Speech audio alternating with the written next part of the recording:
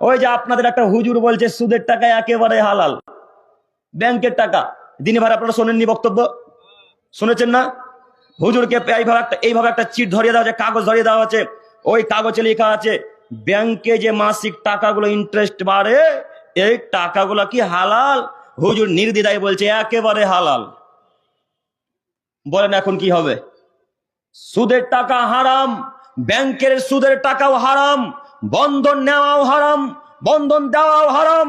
সম্মানিত দিনী ভাই, সম্মানিত মুরব্বী সাহেব, আপনাকে আমি অনুরোধ করে বলি, মহিলাকে ওই জায়গাতে পাঠাবেন না।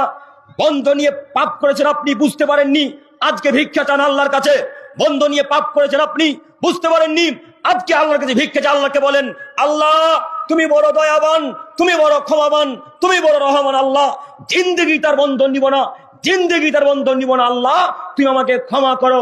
আল্লাহ তোমার কাছে ভিক্ষা চাই মাবুদ।